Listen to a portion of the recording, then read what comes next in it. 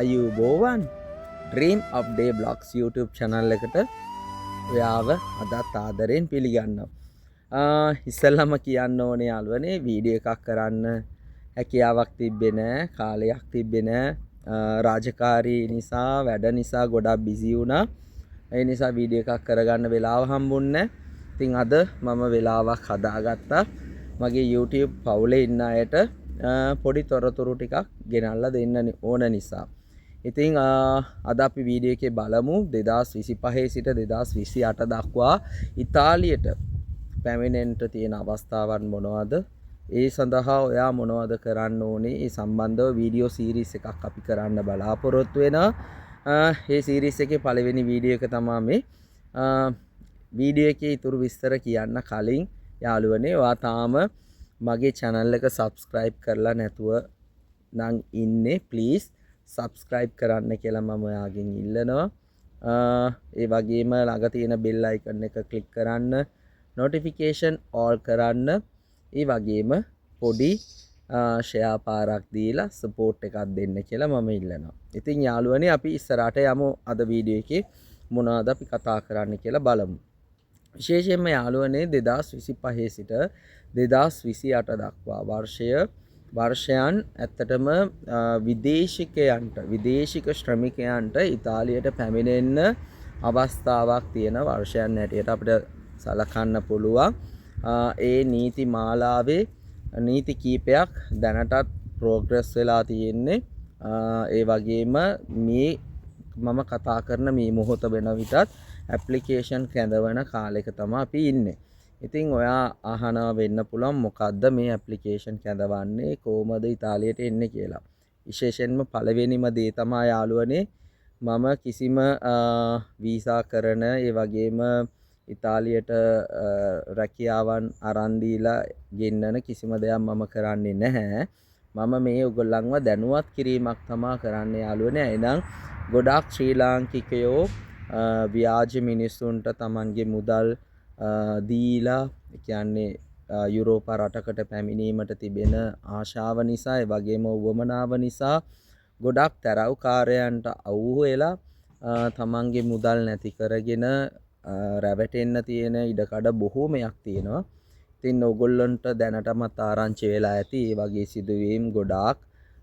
ඉතින් මට අවශ්‍ය වෙන්නේ ඔයාගේ හීනය, ඔයා දකින හීනය හැබෑ කරගන්න ඕන.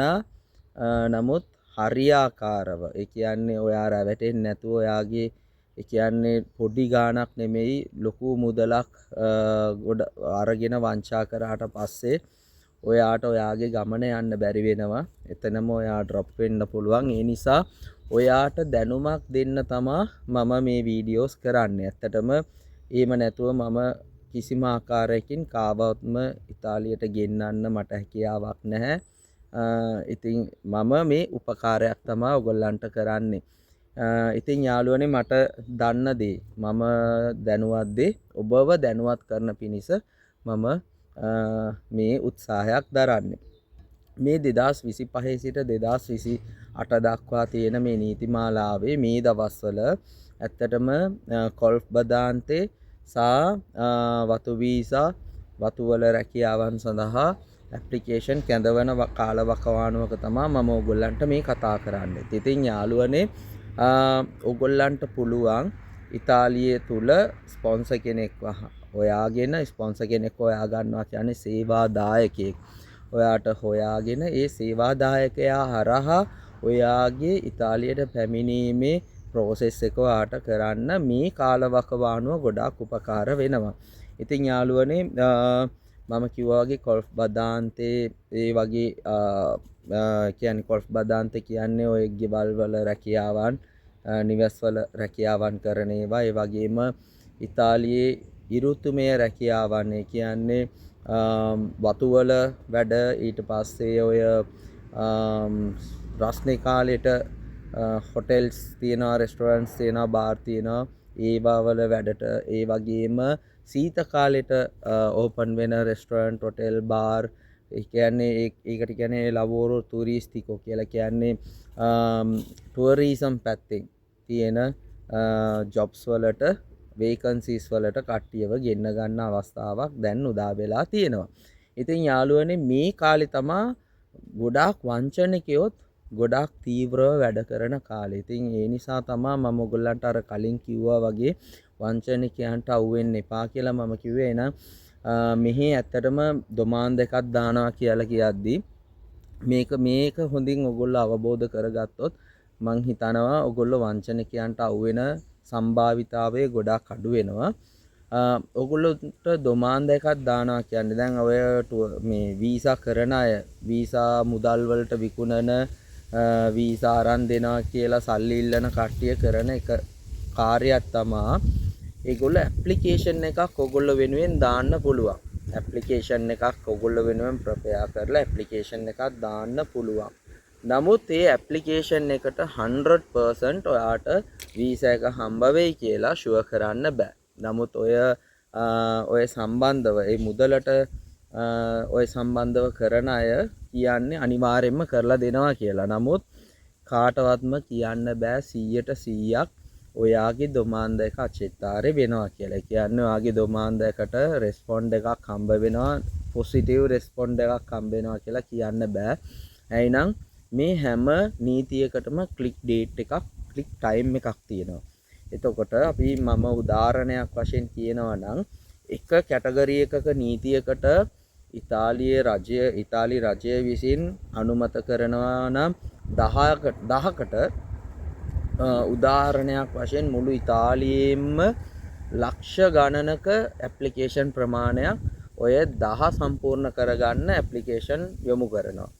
ඉතින් අර ඒ අතරේ තමයි ඔයාගේ ඇප්ලිකේෂන් එකක් තියෙන්නේ. එතකොට 10යි නම් ගන්නේ ලක්ෂ ගානක ඇප්ලිකේෂන් අතරින් ක්ලික් ටයිම් එකේදී ක්ලික් වෙන ඒ ඇප්ලිකේෂන් වලට තමයි නුල් අවස්ථා නිකුත් කරන්නේ. ඉතින් මම අර කිව්වා වගේ තරව්කාරයෝ ඒගොල්ලෝ මොනවද කරන්නේ? ඒගොල්ලෝ ඔයගොල්ලන්ගේ මුදල් අරගෙන ඇප්ලිකේෂන් එකක් දානවා. නමුත් ඇප්ලිකේෂන් එක ක්ලික් ටයිම් එකේදී ඒක ක්ලික් වෙලා නැත්නම් ඒ ඇප්ලිකේෂන් එක රිෆියුස් වෙනවා. එතකොට අර ඔයා දුන්න මුදල අරගොල්ලෝ ඒ කාලපරාසය තුල වියදම් කරලා ඇති මොනවාරි දෙයකට යොදවලා ඇති. එතකොට ඔයාට වෙන්නේ තව කෙනෙකුට මුදල් දීලා අර ගොඩාක් අය රැවටෙන්නේ මෙන්න මේ අරෙහිදී තමයි. ඉතින් යාළුවනේ ඉතින් ගොඩාක් අවබෝධයෙන් අවධානයෙන් කටයුතු කරන්න.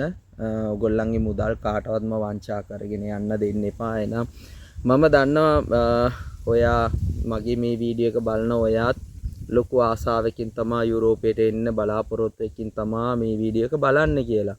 ඉතින් යාළුවනේ දැන් මේ දොමාන් දෙක කොහමද දාන්නේ කියලා මම ඔයගොල්ලන්ට විස්තරයක් කරනවා නම් ඔයාට පුළුවන් නම් ඔයාගේ ඥාතියෙක් හිත මිත්‍රයෙක් කවුරු හරි ඉතාලියේ ඉන්නවා නම් එයා රහා ඔය සේවා දායකයෝ ඉන්නවා.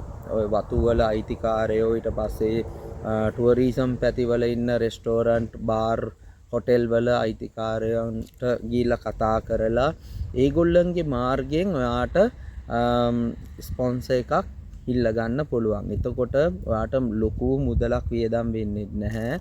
ඔයාට ඒ වැඩේ ඇත්තටම ප්‍රෝග්‍රස් එක හරි ලස්සනට සාර්ථකව කරගන්න හැකියාව තියෙනවා. ඉතින් මම මේ සම්බන්ධව තව දිගටම වීඩියෝස් කිහිපයක් ඉස්සරහට කරන්න බලාපොරොත්තු වෙන තමා මම අද මේ වීඩියෝ එක පටන් ගත්තේ. ඉතින් මම ඔයාගෙන් ඉල්ලනවා මේ වීඩියෝ සීරීස් එකම බලන්න. ඔයා දැනුවත් වෙන්න.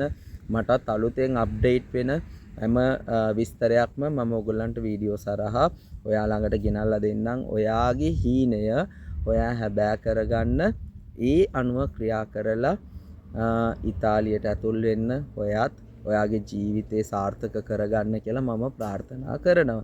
ඉතින් ඒ වගේම යාළුවනේ තව විශේෂ දෙයක් තමයි මීට කලින් තිබුණු නීතියකට ඔක්තෝබර් මාසේ 1 වෙනිදා නීතියට ඇතුළත් වුණු මගේ සහෝදර සහෝදරයන්ගේ ඩොකියුමන්ට්ස් බාර දීලා තිබුණා. ඒගොල්ලෝ ඒක බලලා තිබුණා. ඒකට තාම අප්ඩේට් එකක් හරියට ආවේ නැහැ. ඒ සම්බන්ධව මම ඔයගොල්ලන්ට තොරතුරු ඉදිරියේදී ගේන්න බලාපොරොත්තු වෙනවා. ඉතින් යාළුවනේ ඊළඟ වීඩියෝ එකේ අපි හම්බ වෙමු. ඉක්මනටම ඊළඟ වීඩියෝ එකක් ගේන්න. එහෙනම් ඊළඟ වීඩියෝ එකේ හම්බ වෙනකල් ඔයගොල්ලන්ට චාව අරිවිදේචි බයි.